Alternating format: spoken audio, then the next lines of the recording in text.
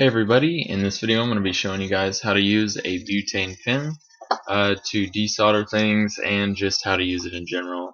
I showed you in another video how to desolder using solder wick, and I did use this exact pen to use the desoldering wick, or solder wick. And so when you get it first, it should look something like this, no pointy end. Now yours may be a little different, so throughout the video I'm going to be saying stuff that may or may not pertain to you, but most of them should be pretty much the same, or at least just about, really close. So with all that being said, I guess let's get started. First thing you need to know is how to actually fuel up your pen, and you do this through the little hole in the bottom. You'll see it. It looks kind of like a valve. And you should have a can of butane gas. Alright, and so now if I just press this down on the top of this here and make sure that that valve lines up with the bit of plastic here, you can do that by looking at it there, and once that lines up, you should just be able to press down and have it fill up. And it shouldn't take too long, though you do have to be careful, because if you overfill this, it will spray out and get everything really cold. But don't worry, because it evaporates super fast. So, and also be careful; those do blow up, as do a lot of things that you'll be working with if you're like a mechanic or whatever. So. Another thing you need to know about is the stand. All you have to do is kick down your little stand if it has one, and you can sit this down on the stand. It can be on and burning. Just make sure it's not pointed at anything at any time, really, regardless of whether it's on or not. And you can sit it down just like that, and then pick it back up when you're ready to use it again. Now, I recommend holding it like it's a pen, if not very securely, like it's some kind of weapon. Yeah, so other than that, you need to know that you can adjust the gas through a little lever on it, and if you don't have one of those, then it's fine. It's probably just a adjustable thing for mine. So what you want to do if you have the adjustable thing is make sure that it's set all the way to 1. Go ahead and click it on, and then light the stream of gas that's coming out of the top, and then you can then crank up the flame there. So chances are you don't want it that high, though. You want it somewhere around the middle, if not as low as possible. So that's how you get it to usable state. You can kick down the stand, set it down on the table, everything's fine, and then just pick it back up, and remember not to touch that because it's fucking hot. Another way that you can use this is with the actual metal tip. This thing gets hot as balls. I don't have to tell you guys that after you've touched it once or twice. Hopefully not once, or hopefully not twice. But yeah, the way you put these on is usually you just slip it on and you screw it on. Okay, like it's just like that, and then it just holds itself.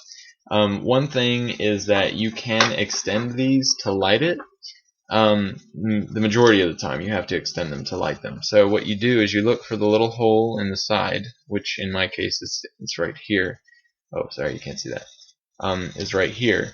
And what you do is, if it's hot, you use something to pull it up, and you see that valve open right there. That's where you light it at.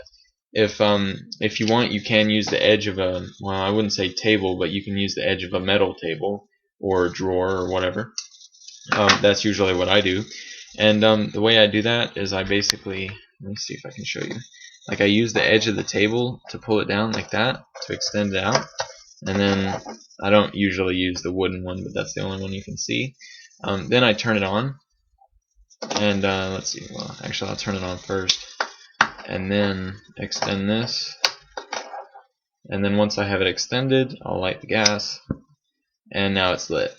Now what you want to do is let it heat up a bit on the inside, otherwise it'll go out on its own. Once it's pretty much good to go, you can close it. And now this part takes a bit longer to heat up, so you may need to wait a little while. But you should see it start to either glow on the inside there, or you can just check, by putting your hand near it to see if heat's coming out. You may even see heat waves.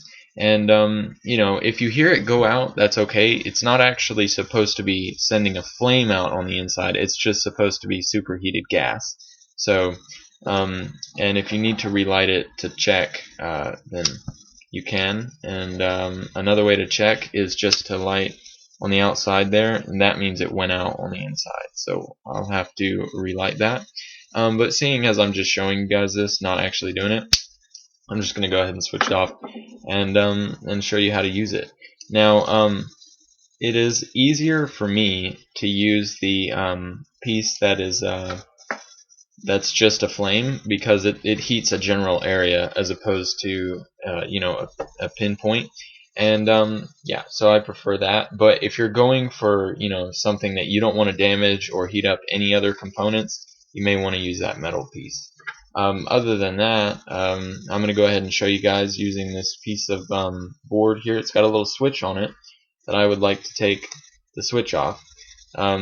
And yeah, so I have my little vise here, and I'm going to secure this to the vise, and then I'm going to heat the board while I pull on the switch.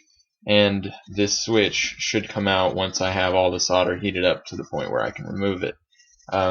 So, and to do this, I suppose I should get my, well, you can use a lot of different things. I'll use a knife for this one, because I can wedge it down in there and just kind of twist it, and it will push on the pegs until such a time that it lets go. You can use that. You can also use pliers, which I probably should, as a matter of fact. So let me just get those out of my bag really quick, and then we'll get started on this. So, alright, so now we have our pliers. Remove this over so I can fit. Just kind of clamp down on the item that you want to desolder. Careful not to, you know, hurt it. And then just give it a nice constant pressure on the pull. And then go ahead and light your soldering iron. There we go. Now that it's lit, let's go ahead and turn that up a bit, and we can start heating up this board. Be sure not to point this at your hand at any time, because you'll regret that. But that's all it takes, so about that long. And then we have the switch desoldered. You may want to be careful because this is probably still hot, but the plastic shouldn't be, as long as it didn't melt, but the little metal pieces could be.